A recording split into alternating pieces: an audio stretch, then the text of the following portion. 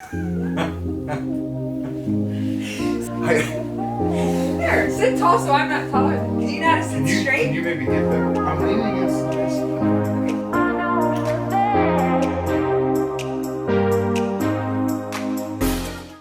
Alright, so this week is all about football. It's football season. So many questions about tailgating and NFL wives and what is it like and Steve traveling. And as a matter of fact, I'm going to answer a few of your questions and then I'm going to have the big guy himself join us today. So my husband Steve, former NFL player for 12 years, played for the Seattle Seahawks, the Minnesota Vikings, and the Tennessee Titans. So I know probably a lot of your husbands will want to sneak in on this one and pretend that they really don't follow Living with Landyn, but I think they might have some interest in this. So we'll get him to answer a few questions for us that you guys had, and then I'm going to answer more of the what are we going to wear and what are we going to make and how to decorate and things like that. So let's get started. So up until this year, Luke played flag football. So since 6th grade, I originally was going to let him start playing tackle in 8th or 9th grade, but kind of got talked into it. Well, he was anxious. I mean, I think he wanted to play, but he had been playing flag football, and honestly, he's a big boy, and I think maybe it was time that he could put the pads on. Don't you think? Yeah, I thought maybe he would. Most of the kids in his grade were starting to play tackle this year, and I figured if he really wanted to be a football player in high school, if these guys were getting a 2 or 3 year jump on him, he would be at a disadvantage going into high school, and I wanted him to have a shot of making the team and compete with other kids. So I guess it was more of a decision to make sure he didn't fall behind more than I was excited to let him play, really. Yeah, it's true. The question is, did I go to every one of Steve's games? And the answer is yes, all the home games. When you have a toddler and a baby and they travel for away games, I think people don't realize that the team doesn't necessarily fly all the wives out there and set you up at a hotel. You'd be on your own to get your own flight and hotel and get yourself to the game. And quite honestly, we didn't get to see you at away games for very long, maybe 20 minutes after, and then we'd be able to... But you went to some of the games, like if we went back and played in Florida back home. Yes, if there was an opportunity to go back where family was or such, then I would. Or if it felt like I was going to meet my in-laws there and they could help me with the kids. It was just a lot to get on the... In the beginning, before we had kids, yes. Yeah, but then playoff games and stuff on the road. But let's tell them when I wasn't allowed to come to the games. Yeah, so we don't have a good record when she would travel on the road to games. So let's just say I'm not your good luck charm. We lost games on the road every time she went. So it got to the point where some of the coaches were like, we don't want you going to games. No, it was the championship game, and they were like, Landyn, we'd actually prefer if you didn't come to the game. If you want to come to the hotel and hang out, we'll get you all set up, and you can cheer from the hotel room, which was kind of a running joke. But yes, everywhere we went, we lost. So then I was like, crap, I shouldn't go. That was it. That was the last playoff game in New Orleans. It was. Oh, it was so sad, so sad. But to answer your question, yes, all the home games. I took our kids to every game, so yeah, it was awesome. And unfortunately, they weren't quite old enough to probably appreciate, especially Luke. He was little when you retired, so it would be neat now at this age to as much as he understands the game, be able to watch you now. But his husband also plays in the NFL. Just asking me more about the long distance and them being gone and such. I really don't think you were gone as much. We're not like baseball or hockey. I mean, we fly out. Basketball. Most teams fly out the day before the game. You fly. You're one night in a hotel, meetings, play the game, and as soon as the game's over, you get on a flight and fly home. So most time you're home. To put the kids in bed, unless you're on a if you're from one coast and you're going to the other, or it's a Monday night game and you get back late. Football does not have the travel schedule of baseball, where you play 3 or 4 games on the road at a time, multiple cities. Hockey, you can go 4 or 5 games in a row, in Canada and the other coast, and you can be gone for a week at a time. So. And honestly, when you were playing, I think football's now a year-round sport, but I felt like you'd have a good chunk of off season, 6 months off, And then his typical work schedule, because I know a lot of you are curious about this, would be Monday. So you play the game on Sunday. Tuesday was our only day off, and if you didn't have, there was a rare time you didn't have something wrong with you, we had to go in and get some kind of treatment. So, if you were lucky, you had Tuesday to run errands and get like normal. But you were home for dinner. Yeah, I was home for dinner every night. You got home for dinner, but you go. I mean, it was a 12-hour work day. You get home for dinner and help the kids with homework and put them to bed. But Tuesday was the only day you really had to renew the tabs on your license plate, or you hit Costco while it was open, because Sunday's booked obviously with games. But the only time you were really away, I was really away, and teams don't even do this anymore really, is training camp, when we go away for 3 weeks or a month. That was like you were in prison. We'd have on to the other come, side of the state. We'd have to come visit. But teams don't even do that anymore. They stay home, and most teams don't even stay in a hotel for a camp anymore, I don't think so. And our date night was always Monday night because Tuesday off. So it's kind of an odd, that's not really a happening weekend type thing. So, but it was fun. We made it work. Yep. It was good. It was good. I mean, I'm not a trainer or a doctor, but if you're sweating more in the water. You're sweating out salt and minerals. So some sort of electrolyte drink. Yeah, Gatorade, Pedialyte, and the common and our kids the same way. Like they think, well, 5 minutes before practice they're gonna down a Gatorade and be fine. That you have to drink the night before, or if it's hot, you got to keep drinking all day. Kids should have a water bottle, or send your kid to school with a water bottle and little Propel packets or something to put in there, and just keep drinking, eat electrolytes. Before you even play. Yeah, then start the night before. If you got a big game and it's going to be hot, because most of these games at this age are 4 o'clock games after school. Yeah. And it's down south it's still 90 degrees and it's humid, so they need a lot of Gatorade, water, Powerade, whatever you got. Chafing, you just Nike does a good job. They make the I forget what it's called. It's called Nike Combat Armor. Under Armour makes it. It's the girdles and the tights, and they make them now where it holds the pads and everything in them, so you don't even have to take them out. So that's the only thing I found that really works. It is hotter though, so if you're in a place where it's really hot and in too many layers, you can go with a good old-fashioned jockstrap. Old school. Someone asked me about keeping uniform pants white. I guess good old bleach. Yeah, bleach.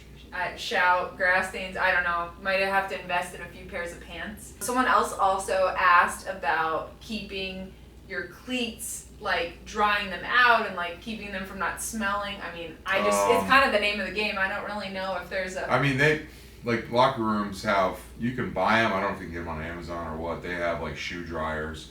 There's these like little...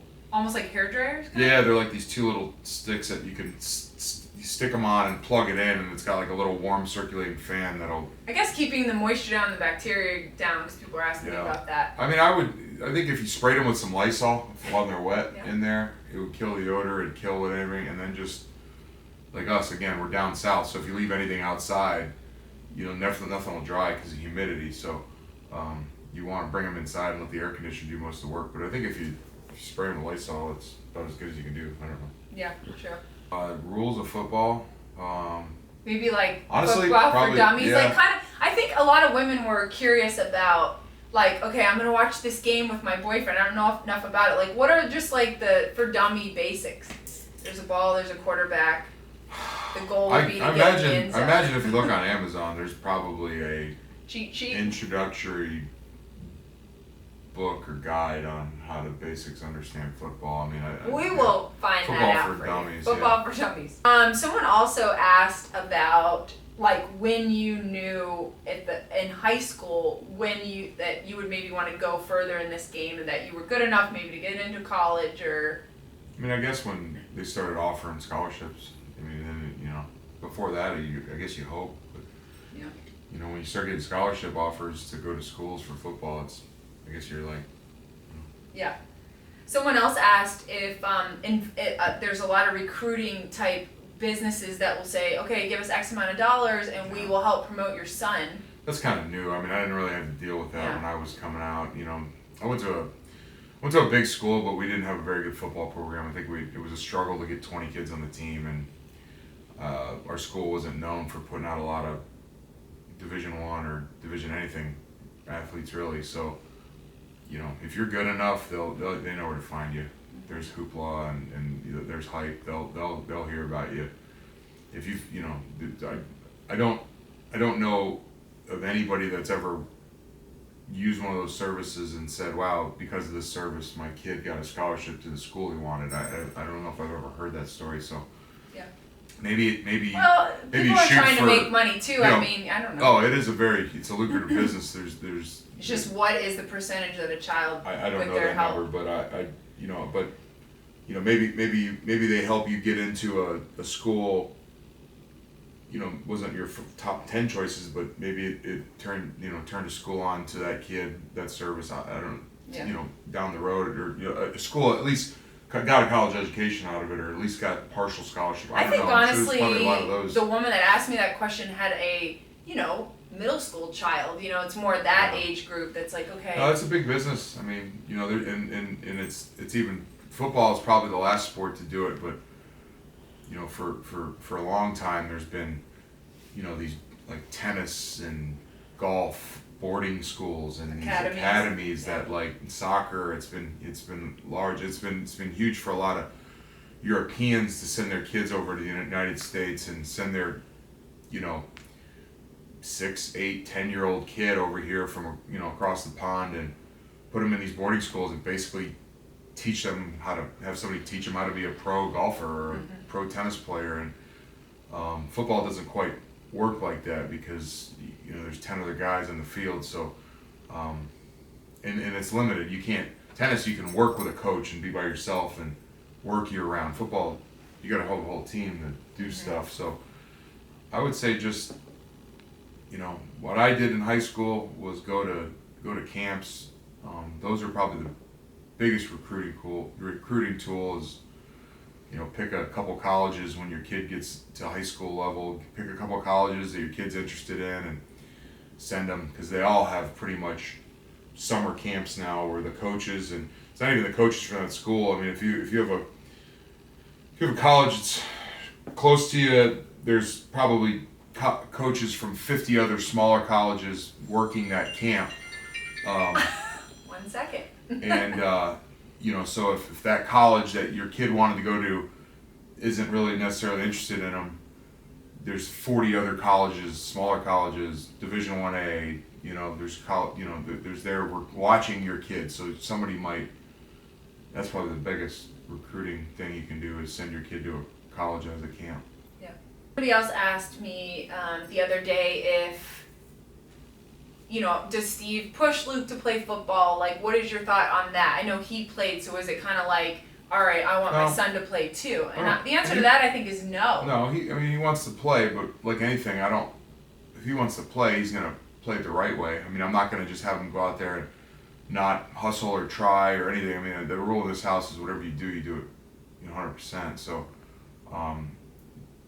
at the end of this year, if he were to say, hey, football is great, but I'm into basketball or baseball, I'm certainly not going to fault him or say no, you're playing football. I mean, I'd say if you want to play that. And the other thing too is, he's middle school now, and now you're starting to get to the age where it's not like rec league where you pay your $100 and you get a uniform and everybody gets a snow cone after. Like, it's true. You have to be better than the guy in front of you or you don't behind make the team. you, make the team or play. I mean, it's you get to that age where, Well, there's probably a lot of that. Everybody is getting a trophy. Right, but this is and this is the age where sixth grade kids are transitioning from city league where everybody plays and everybody gets a trophy and there's equal play time because everybody's kind of in the same boat. Now you're starting to get to where so whatever you do, you better do it 100% because there's going to be somebody,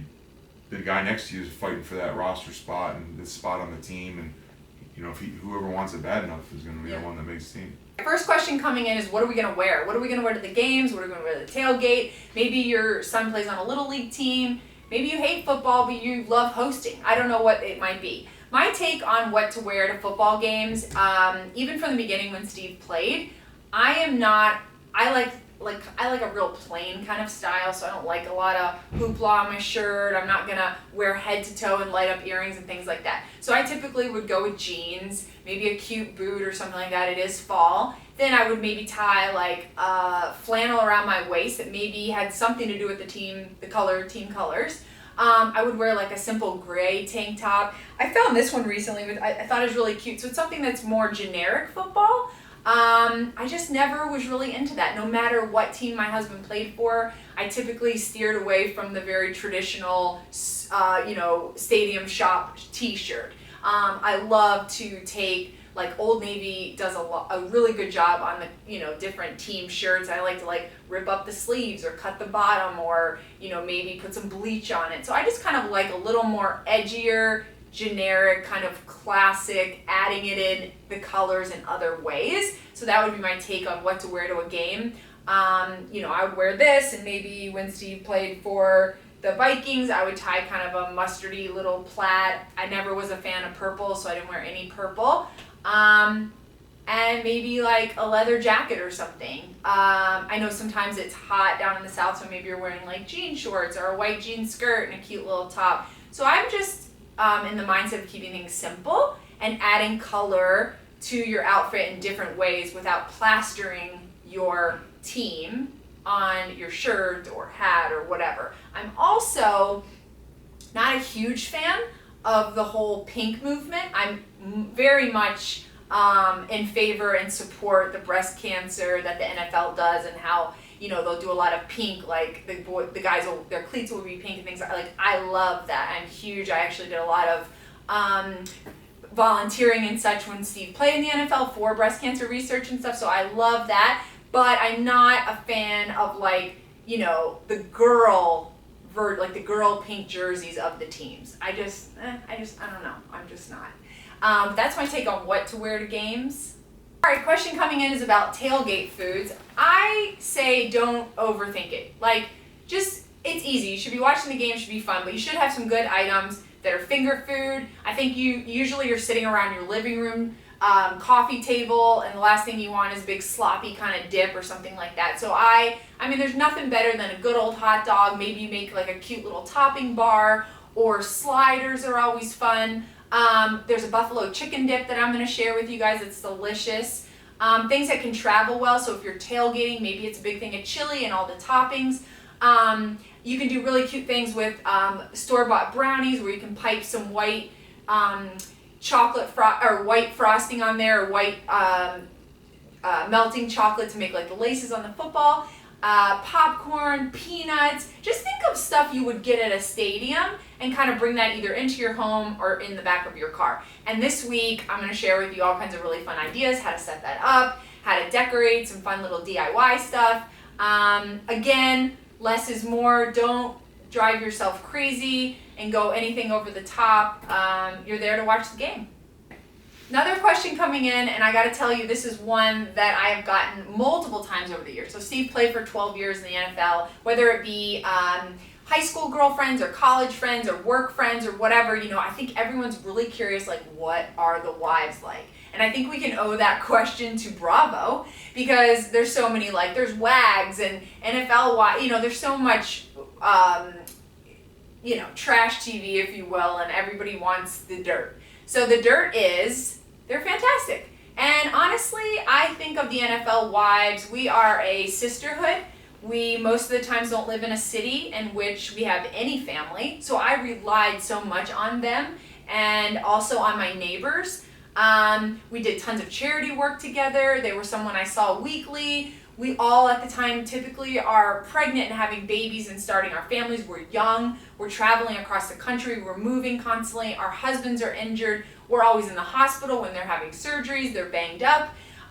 We go through losses. We go through wins. And I think together it's really a really neat relationship. And I think across the board with any sort of sporting any sport rather, that these women, it's so important. You are, during the season, the backbone of your home. to me, my full-time job, besides taking care of our children, was making sure there was a dinner on the table, making sure the house was clean, taking care of any sort of maintenance around our house. You know, he would come home very late, and last thing he wanted to hear about was the roof was leaking. So I became very independent. I became, you know, a sense of calm, so that when he played, he could play well on the field while I made sure, you know, that the home fire was burning and everything was, you know, tight and right. Another question, and that is being a football mom. So this is a new one for me. I've never been a football mom. I've been a football wife, but I've never been a football mom. So I have a few girlfriends, fellow moms on the team. My son's now playing for his school. So we actually just had this conversation yesterday. Like, what can we do? How can we make it special for them and be there? Maybe we do a little kind of tailgate in the parking lot after school or something. Or maybe we make a white banner and we, you know, color it and let them run through it. I mean, this is just an exciting time for me, and it's maybe even something I've dreamt about. Like, in the fact that my husband's coaching my son, I was all tears the first practice, because I just thought, I can't believe this moment is actually happening in front of me. It's very, very special. It's very exciting. I could take some really good cues from Steve's mom. Steve was an only child, and they, you know, were at every game. They were just awesome parents and supporting him, and she always had like a really colorful mom on, and she kind of was more the light up earring kind of mom, and was, you know, decorated head to toe in her son's team. But I'm really excited about making a little tailgate and, you know, patting him on the butt when he gets off the field and such. Try not to embarrass him by any means, but I think he would really like that we did something to celebrate their team, and I'm looking forward to it.